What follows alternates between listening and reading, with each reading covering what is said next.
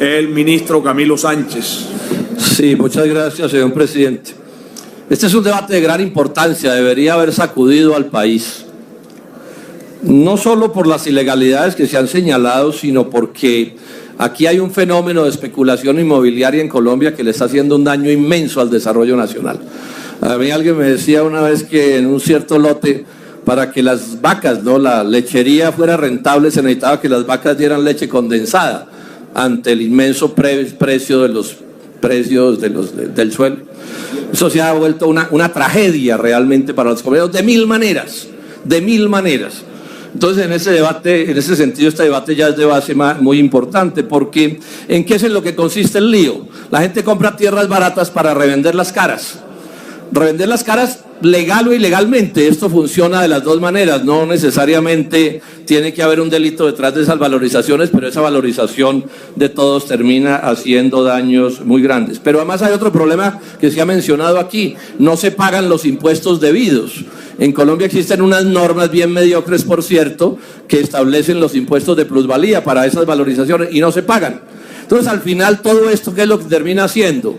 Unos cuantos se enriquecen a reventar, las ciudades se modelan de una forma completamente inadecuada, no se pagan los impuestos que deberían pagar, pero sí tienen que subir los prediales, los impuestos de valorización, los servicios públicos. O sea, la ciudadanía resulta gravemente afectada por estos hechos que estoy mencionando. Pero además, digamos, esto que es un punto bien importante, y lo voy a empezar a enfatizar duro. De acuerdo con los organismos internacionales de crédito, inclusive la OCDE, el Banco Mundial, la corrupción no tiene que ser ilegal para darse. O sea, el cambio de normas para enriquecer a alguien, por muy legal que sea el cambio de las normas, es un acto de corrupción. Inclusive lo planteo aquí ya. La ley 1882 que acabo de mencionar, que le va a permitir a Odebrecht y a don Luis Carlos Sarmiento Angulo quitarle al Estado 400.000 millones de pesos en estos próximos días, ¿eso no es un acto de corrupción? Cuando se sabe que la ley se aprobó precisamente con ese propósito. Muy legal, sí, muy legal. Bueno, los organismos internacionales de crédito dicen que esas son formas de corrupción. Y en esto de las plusvalías urbanas sí que es horrible. O sea, que hay concejales en todo Colombia que tienen como negocio cambiar los usos del suelo para enriquecer a alguien. ¿Cuál es el truco? El precio del suelo, urbano o rural, vale dependiendo de lo que se pueda hacer sobre él. Si yo puedo construir una casa de 2 pisos, vale a un precio el metro cuadrado. Pero si puedo construir un edificio de 50 pisos, vale a otro precio el metro cuadrado. El metro cuadrado rural vale a una plata porque es poco lo que se le puede ganar, pero el metro cuadrado urbano vale un montón de plata. Si el barrio es de estrato 6 o es de estrato 1, cambian los precios del suelo. O sea que aquí hay un asunto en el cual el poder político es determinante para todo tipo de enriquecimientos, repito, legales o ilegales, incluidos los corruptos de uno u otro tipo. Y esto, insisto, le está causando un daño descomunal al país. Y entonces aquí hay que señalar una cosa que está en el fondo de este debate. Claro, aquí hay una serie de hechos puntuales gravísimos que hay que denunciar y que hay que sancionar, pero el problema de fondo es que en Colombia tenemos una normativa, una legislación que facilita esto. O sea, ¿cómo así que los municipios o los alcaldes o los corruptos o el que sea pueden burlarse de los pagos de las normas de plusvalía? ¿Es por qué? Porque la ley y las normas están redactadas para que eso pueda suceder. Esas también son formas de corrupción. Yo he dicho que en Colombia pasamos del viejo aforismo español de echa la ley, echa la trampa, a introducir la trampa en la ley. O sea, la ley ya lleva la trampa. Ese es el negocio de Reficar. Aquí hubo una ley, o hay una ley que les permite a estos ministerios de Reficar, por ejemplo, hacer lo que hicieron sin interventoría. Antes no se roba más la plata, imagínense, si no hay interventoría, son las cosas que están sucediendo. Y aquí hago una acusación precisa. Los que han gobernado Colombia, todos, los mismos con las mismas, han sido, para decirlo con suavidad, por lo menos negligentes en este asunto, porque se sabe que esto que yo estoy señalando aquí, lo que se ha señalado, es cierto. Es cierto. En unos negocios que quiero insistir, yo no me opongo a que alguien se gane la plata, pero no es lo mismo ganarse la plata en el riesgo industrial o en el riesgo agrario o comercial o lo que sea, a conseguirse un lote sentarse a esperar que la actividad de los demás se los valorice, cuadrar un concejal para que le cambie unos usos del suelo y enchaparse en oro contra el progreso de los colombianos. Por último, decir esto, señor presidente. Aquí se ha mencionado el caso del negocio en Mosquera, de la zona franca en Mosquera, de los jóvenes en esos días, Tomás y Jerónimo Uribe. Tengo que referirme a ese tema porque ese debate lo hice yo aquí. En internet ustedes lo pueden conseguir, la publicación del debate, son 18 páginas de una intervención que yo hice, y yo me quiero ratificar en esto. No retiro ni una sola palabra de lo dicho. No retiro ni una sola palabra de lo dicho. Y lo que hubo ahí fue un enriquecimiento inaceptable utilizando el poder del Estado, de la alcaldía de Mosquera, para que ese enriquecimiento pudiera darse. ¿Legal o no legal? Bueno, la fiscalía lo podrá establecer, pero que no le servía a Mosquera eso que se hizo, no le servía, y no creo que sea el tipo de conductas ejemplares que deban establecerse. Y ese día dije otra cosa que quiero repetir aquí, porque se ha cuestionado la veracidad de ese debate. Ahí hay una historia que nunca nos han explicado. ¿Por qué los señores de Bavaria Sadmiller, que eran los dueños de ese lote rural, que convirtieron en Hermano y se convirtió en zona franca y que produjo utilidades astronómicas, por qué no hicieron ellos mismos el debate? Perdón, el debate no, el negocio. ¿Por qué Bavaria Sadmiller no cogió el lote e hizo la zona franca? Le sobra músculo financiero, no me dirán que no tenían cómo hacerlo. ¿Por qué no lo hicieron? Bueno, aquí es una coincidencia, nunca nadie la investiga porque en Colombia no se investiga, pero yo me cumplí con mi deber de señalarlo. Por esos mismos días antes, a Bavaria Sadmiller, el gobierno nacional le concedió a esa transnacional una zona franca de 30 hectáreas en Jumbo Valle. Zona franca, ¿qué quiere decir? Que no pagaba impuesto de renta de 30 y pico %, sino de 15%. Y le dieron además un contrato de estabilidad jurídica que le dio garantías sobre inmensas utilidades. Todo esto es parte de ese debate. Y yo repito, me sostengo en todo lo que dije en ese debate. Está publicado, y si alguien quiere que nos vamos a fondo para revivir ese debate, cuenten con que yo estoy dispuesto a aceptar ese reto, porque nada, absolutamente nada de lo que se dijo ese día se ha modificado, y es evidente que aquí hubo unos quienes se enriquecieron, repito, con la ley o sin la ley, eso lo tendrán que establecer las autoridades, pero a mi juicio con una lógica que es inaceptable que haya ocurrido en ese momento en Colombia y que siga ocurriendo, señor presidente, porque en Colombia esta monstruosidad que le hace daño al progreso de Colombia sigue ocurriendo todos los días. Muchas gracias, señor presidente. Honorable senador, con mucho gusto, senador Uribe, seguida del senador Carlos Alberto Baena del partido Mira. Comprendo las reservas del senador Robledo frente a la fiscalía, pero es que los dos fallos sobre los hijos míos son de jueces de la República, donde esos jueces de la República han dicho claramente que no hubo violación de la ley, ni intervención indebida del gobierno, ni violaron los preceptos morales. No le puedo aceptar, senador Robledo, que usted acuse al gobierno mío de haber utilizado el poder para este tipo de decisiones. Yo he sido un hombre honorable en mis negocios privados y en mi vida pública. No me he robado un peso del Estado. No he tenido poder en los jueces, ni en la Procuraduría, ni en la Fiscalía. He gobernado. El único poder que he tenido es utilizar una cuenta de Twitter y una cuenta de Facebook. Pero además usted está seriamente equivocado, porque lo que no se paga como plusvalía hay que pagarlo por impuesto de renta. Y los hijos míos no son evasores. Llevan muchos años afrontando persecuciones. Han declarado todo. No son testaferros, no tienen testaferros.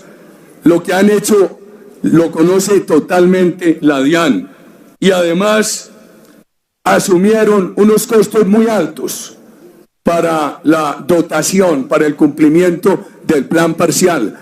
Si usted o el senador Galán se tomaran la molestia de conocer ese desarrollo industrial allí, verán la generosidad de ese urbanismo, con las áreas verdes y con las áreas de toda la comunidad a la cual corresponde ese parque. Allí se le hizo un gran mejoramiento a la ciudad. Y todos estos años que han pasado, y lo único que ha habido son acusaciones a los hijos míos y fallos judiciales en su favor. Gracias, señor presidente. A usted y en cabina que estén atentos a quien le otorgamos el uso de la palabra. Sonido para el senador. Gracias, presidente. Galán. No, yo quería referirme brevemente a lo que mencionó el senador Uribe en su intervención, senador Uribe. Primero, decirle que, de acuerdo, yo soy respetuoso y todos tenemos que ser respetuosos de las decisiones de la justicia. Yo lo soy. Ahora, respeto a las decisiones, lo que sí es un hecho es que, sin acusar a nadie en particular, ese predio no pagó la plusvalía que debió pagar.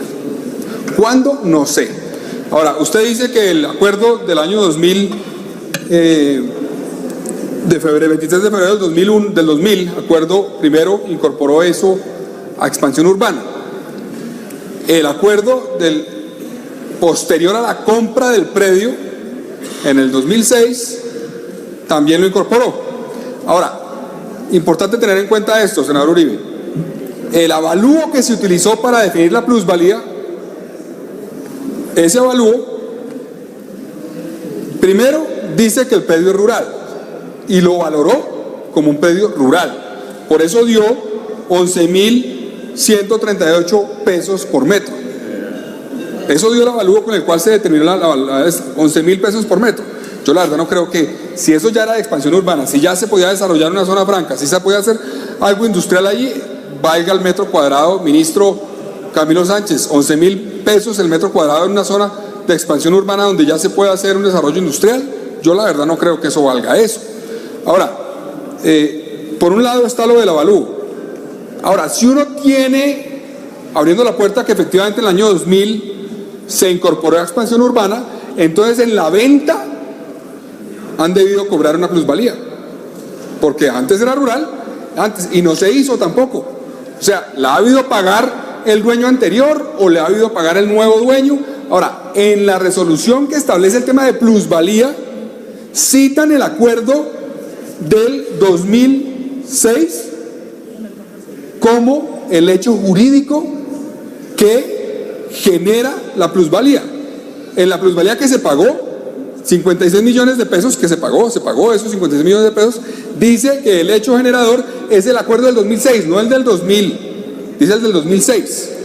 Entonces, nadie pagó eso. Ahora, el estudio que yo mencioné hizo un análisis del valor comercial en ese momento de otros predios. Parque Industrial Montana, 350.000 pesos el metro cuadrado, o sea, 33 veces más que lo que se evaluó ese predio para definir la plusvalía. Entonces, pues básicamente no se pagó. Ahora, yo no voy a entrar en la discusión, no se pagó. Ahora, usted menciona el tema de la incorporación a expansión urbana. En gracia de discusión, digamos que se ha incorporado en el 2000. Bueno, pero el índice de edificabilidad sí se cambió cuando ya eran los nuevos dueños. Ahí sí se cambió. Independientemente si uno desarrolla, senador Robledo, independientemente si uno desarrolla o no el índice de edificabilidad, la plusvalía se genera. Si uno puede ahí construir un edificio de 20 pisos y antes uno de uno, pero uno no lo hace, no importa, en el momento en que se determina una licencia o se venda el inmueble, hay que pagar la plusvalía. Entonces, que el índice de ocupación fue solamente de 0.55 cuando se podía 0.35 es irrelevante. Hubo un cambio del índice de ocupación de 0.5 a 0.35 y eso es un hecho generador del efecto de plusvalía y hay que pagarlo en el momento, repito, de la licencia, etcétera. Entonces eso me parece muy importante mencionarlo porque eso hace parte del análisis de ese caso. Pero volviendo al tema general, yo creo que sí hay que dar una discusión grande y espero la intervención del ministro, que los ministros que están aquí presentes, porque hay que dar la discusión sobre lo que está pasando en Colombia. Esto es el fenómeno de corrupción más grande, diseminado porque es distribuido por municipios, pero es el fenómeno de corrupción más grande. Y si no enfrentamos esto con política pública, enfrentando la 388, cuáles son las falencias, etcétera, vamos a permitir que ese crecimiento siga siendo desordenado. En Bogotá, en la Sabana, en el país, en todas partes. Gracias, presidente. Honorable, pide una interpelación. Si la señor ministro, con la venida de la presidencia. Le agradezco mucho al ministro. Miren, allí hubo varias equivocaciones del senador Galán.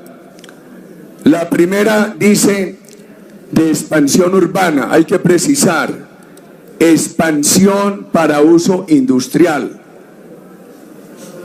Uso industrial aprobado en el 93, en el 2000, reiterado después en esa aclaración del POT. Segundo, el hecho generador de la plusvalía es la inversión en el plan parcial, que lo hizo el proyecto, un plan parcial generosísimo. Es difícil encontrar en la sabana un plan parcial con esa generosidad. Tercero, usted entra a descalificar el valor del metro en ese momento. Debe tener en cuenta que el auge de la propiedad inmobiliaria en el país, en la sabana, que el precio venía bien deprimido, se da después, cuando la confianza de todos los inversionistas, el entusiasmo generado por las políticas del gobierno nuestro, produjo ese incremento de precios. Tercero, los hijos míos no son evasores. Allí no ha habido escrituras por debajo de precios comerciales. Al momento de la enajenación han pagado todos los impuestos, senador Galán. Gracias, señor presidente. Continúe, usted, honorable senador.